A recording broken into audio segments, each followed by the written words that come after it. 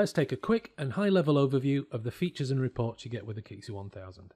Akixi 1000 comes with all the features and reports you get with Akixi Lite, as well as a few additions. One of the main additions being real-time reporting. As you can see from this active calls list, which is the first Akixi 1000 report we're going to look at, each state of a different call is represented by a different colour. In this instance, the green rows are currently representing an active call, with a yellow row representing a call that's yet to be answered. So the active calls list gives you a view of all the calls that are currently happening on the system. The next Akixi 1000 report we're going to look at is the calls by DDI report.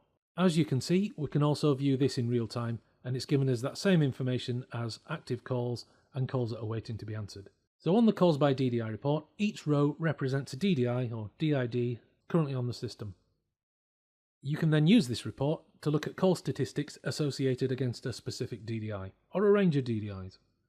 Again, as with any Akixi report, you can apply whatever filtering and time frame you want to this. The next report we're going to look at is the half-hourly interval.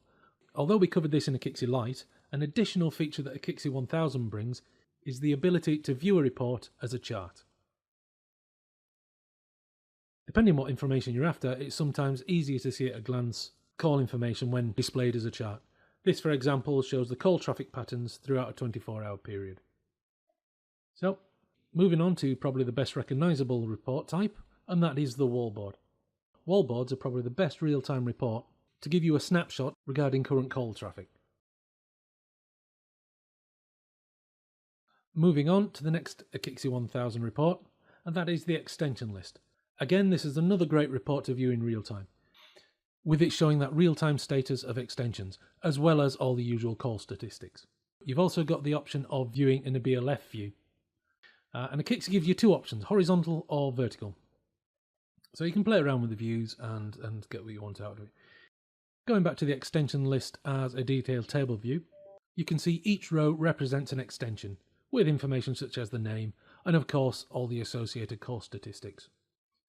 And again, for any current calls that are happening at this time, you've got that real-time information on that call as well. Then moving on to possibly the most powerful report within Akixi, and that is the unreturned lost calls list.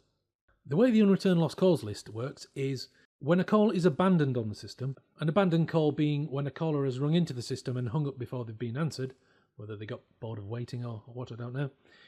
The unreturned lost calls list lets you accurately see which of those abandoned calls have been returned. So you can see on this report, you've got the green rows and you've got the red rows.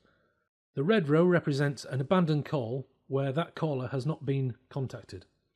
A green row represents an abandoned call where the caller has either called back in and has been subsequently answered, or somebody has called that caller back and the caller answered. So once that caller has been contacted, that red row will turn green, and the green rows will stay on the system for between 15 and 30 minutes.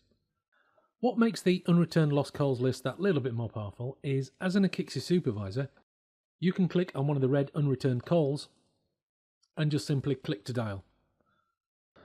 So the final Akixi 1000 report we're going to look at is the external content report. This allows you to enter an external URL and view it through an Akixi report window. We find this report is most commonly used with the transition feature in conjunction with other reports. And don't forget, whilst you're in Akixi, if you want any more details or help on anything you're looking at or any other report, if you press the F1 key, that'll take you to the context relative help section.